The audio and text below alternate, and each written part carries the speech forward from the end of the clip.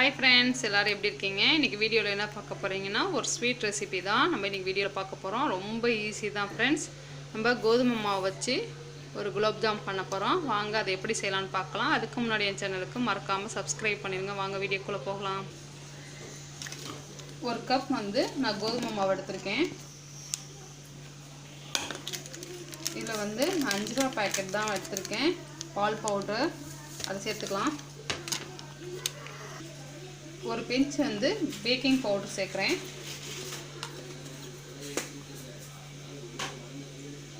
இது நல்லா கலந்துக்கலாம்.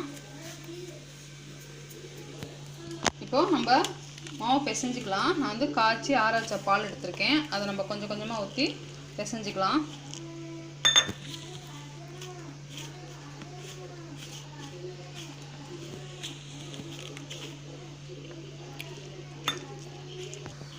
இப்போ கொஞ்சோண்டு நம்ம நெய் சேர்க்கலாம். அதையும் சேர்த்து நம்ம பிசைஞ்சிக்கலாம்.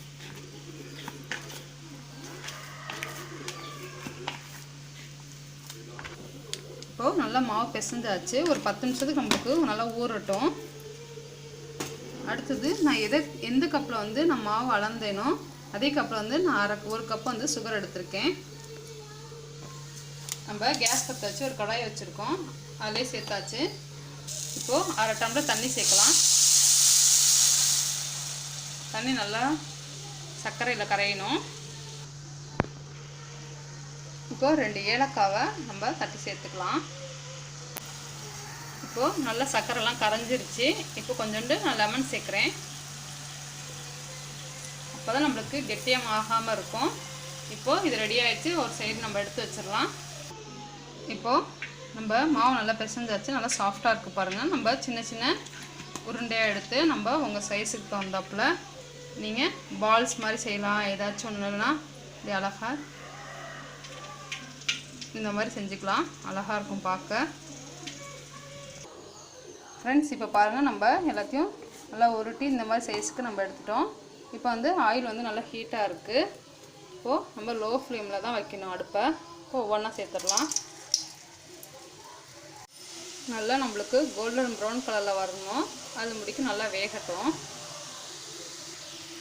ஃப்ரெண்ட்ஸ் பாருங்கள், நம்மளுக்கு நல்லா கோல்டன் ப்ரௌன் கலரில் வந்துருச்சு. இப்போ நம்ம எடுத்து நம்ம பாகில் சேர்த்துடலாம்.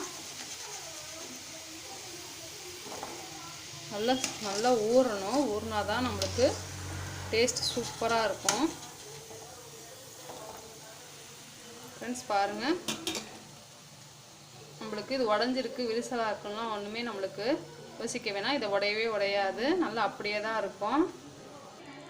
ஃப்ரெண்ட்ஸ் அவ்வளோதான். ஃப்ரெண்ட்ஸ் நம்மளோட ப்ரெட்டில் நம்ம குலோப் ஜாமுன் சூப்பராக ரெடி ஆகிடுச்சு பாருங்கள். நல்லா ஊறணும். 1 ஹவருக்கு நல்லா ஊறினா நம்மளோட ப்ரெட் குலோப் ஜாமுன் செம்ம சாஃப்டாக இருக்கும். நம்ம பால் பவுடர் சேர்த்துருக்கனால ரொம்ப சாஃப்டாக இருக்கும். டேஸ்ட்டு அப்படியே நம்ம குலோப் ஜாமுன் சாப்பிடுவோம்ல அதே மாதிரி தான் இருக்கும். நீங்களும் ட்ரை பண்ணி பாருங்கள்.